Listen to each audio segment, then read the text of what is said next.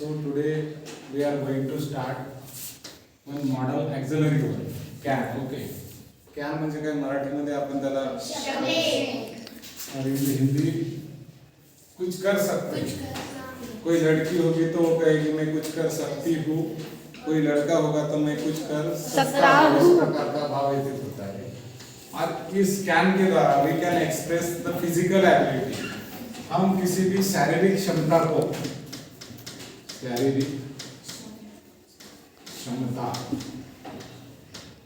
इस शारीरिक क्षमता को व्यक्त करने के लिए हम कैन का इस्तेमाल करते हैं। कि जैसे आप देख सकते हो, जब मैं बोलूंगा कि आई कैन जंप, कि मैं जंप कर सकता हूँ। और जब आप कह रहे हो कि मैं जंप कर सकता हूँ तो इसका मतलब है कि आप कोई फिजिकल लेवल की एक्टिविटी कर रहे हो, ये बताना चाहते हो कि बॉडी के लेवल पे कुछ कर रहे हो। You have the ability to do और to perform something with the help of body. कि आप अपने बॉडी के द्वारा, जैसे कि मैं बोल रहा हूँ कि I can up my hands, इसका मतलब होता है फिजिकल लेवल पे मैं कार्यक्षम हूँ ये एक्टिविटी करने के लिए। जैसे मैं बोल रहा हूँ कि आई कैन जंप, तो इसका मतलब क्या हो रहा है? आई कैन जंप या I can go, I can swim, I can push table, I can climb on the tree, I can climb on the mount above.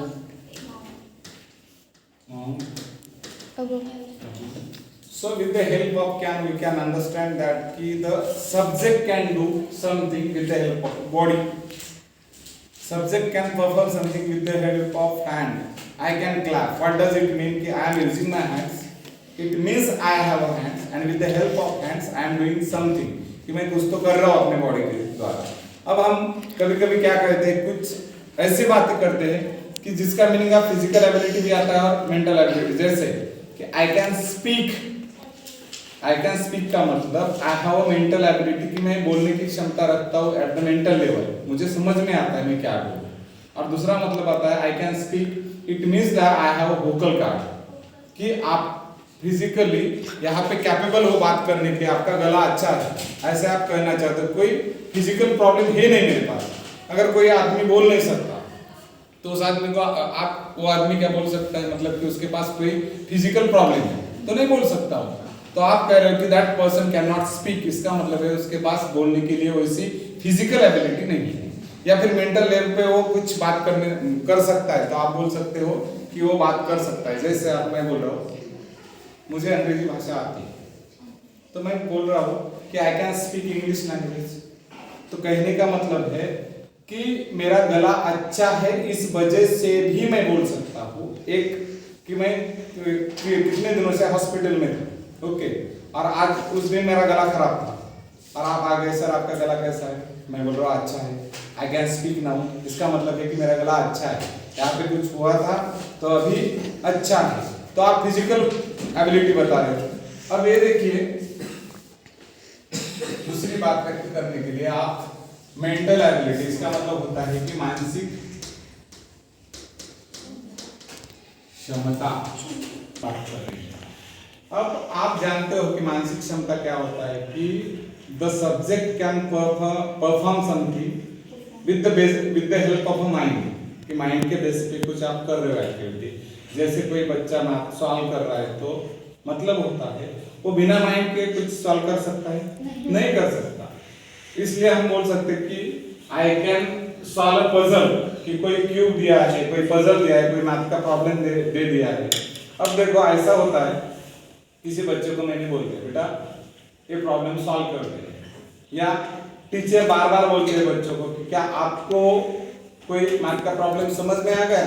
तो बच्चे बोलते हैं हाँ sir, I can understand. I can understand इसका मतलब होता है at the mental level that student have a ability to understand. तो मेंटल लेवल की क्षमता की बात की जा रही है।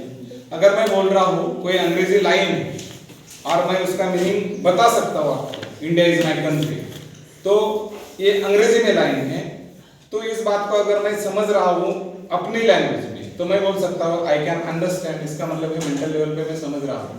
और एक ब्लूम्स नाम के कोई साइकोलॉजिस्ट है और उन्होंने एक टेक्सोनॉमी मतलब कि कोई बात बताई है कि मेंटल लेवल पे कुछ एबिलिटीज बताई गई कि कोई शिक्षक स्तर पे बच्चों ने क्या करना चाहिए, क्या लर्न करना चाहिए, किस प्रकार की मेंटल एबिलिटी बच्चों में होनी चाहिए, ये बात बताई गई।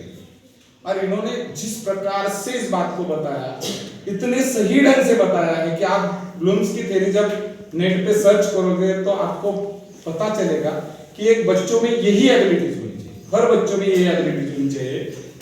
अब बोल सकते हैं कि पहली एबिलिटी बोल सकते हैं कि अगर कोई बच्चा बोल रहा है कि आई कैन अंडरस्टैंड, इसका मतलब ये हो रहा है कि बच्चा बोल रहा है कि मैं समझ सकता हूँ, मेंटल लेवल पे मेरी एबिलिटी है समझने की।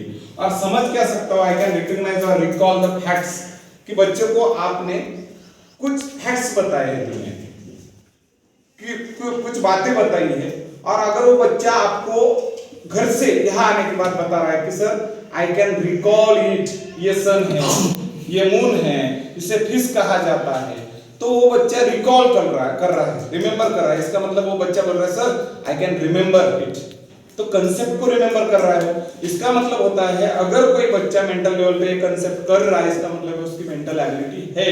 तो I can remember, I can recall, I can recognise.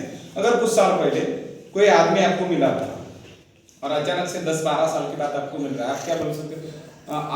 आपके दोस्त ने बोल दिया कि उसको जा लेके आ, तो आप चले गए वहां पे और उसका चेहरा देख लिया, तो आप बोल रहे, आपका दोस्त बोल रहा है कि तुम उसे क्या पहचान सकते हो? आप बोल रहे yes I can recognise. Recognise का मतलब होता है कि आप पहचान सकते हो उसको। तो अगर बच्चे के अंदर ये क्षमता है कि वो आदमी पहचान सकता है किसी बात को, तो उसे बोला जाता है रिमेंबर की एबिलिटी, और वो मेंटल एबिलिटी। उसके बाद में अंडरस्टैंड, हमको बार बार एजुकेशन में बताया जाता है कि बेटा तुझे समझ में आ गया, बच्चा बोलता है हाँ सर मुझे समझ में आ गया। इसका मतलब होता है किसी फैक्ट्स को कोई बच्चा समझ रहा है 2 + 2 = 4, इसका मतलब होता है कि वो बच्चा बोल रहा है आई can understand sir 2 + 2 = 4, I know that कि 2 + 2 = 4। तो इसका मतलब होता है मेंटल एबिलिटी, अंडरस्टैंडिंग एबिलिटी। और कैन द्वारा आप क्या बता रहे हो कि कोई बच्चा मेंटल लेवल पे अंडरस्टैंड कर सकता है, समझ सकता है सिचुएशन को। कोई टीचर अगर कोई स्टोरी को बता रहा है, ओके, तो स्टोरी बताने के बाद कोई मोरल बात उसमें बताई जाती है, तो वो समझने के बाद टीचर ने जब आपको बोला कि क्या बेटा तुझे इस स्टोरी का पूरा गिस्ट एसेंस समझ में आ गया, तो बच्चा बोलता है yes sir I can understand the entire gist और एसेंस ऑफ द स्टोरी। तो इसका कहने का बच्चे का मतलब है कि सर मैं समझ सकता हूँ, मेरी मेंटल एबिलिटी है ये करने की। उसके बाद में किसी बात को आप अप्लाई करना, कि अगर बच्चा बोल रहा है कि आई कैन अप्लाई, इसका मतलब होता है मेंटल लेवल पे उस बच्चे में वो एबिलिटी है। ब्लूम्स कहना चाहते हैं क्या बच्चे में एबिलिटी डेवलप हो गई है। वो मार्केट में गया, उसने 10 रुपए का कुछ खरीदी कर लिया और रिटर्न लेते वक्त उसके कुछ पैसे उस दुकानदार के पास है, तो उसको जो मैथ में जो कंसेप्ट पढ़ाई गई है वो कंसेप्ट क्या याद है। अगर वो यहाँ पे एडिशन नाम की एक कंसेप्ट लर्न करके गया है और मार्केट में वो अप्लाई कर रहा है उस बात को, मतलब उसका इस्तेमाल कर रहा है इस कंसेप्ट का कि एडिशन होता क्या है, कि 5 + 5 = 10, पर उसने 5 रुपए दे दिया और 5 रुपए रिटर्न करना लेना ही भूल गया, तो इसका मतलब है उससे वो समझ में नहीं आए। अगर वो सही तरीके से एडिशन करके अपने पूरे पैसे ले रहा है, तो इसका मतलब होगा कि student can apply the concept, can apply, the student can apply. So student बोल रहा है कि sir I can apply knowledge.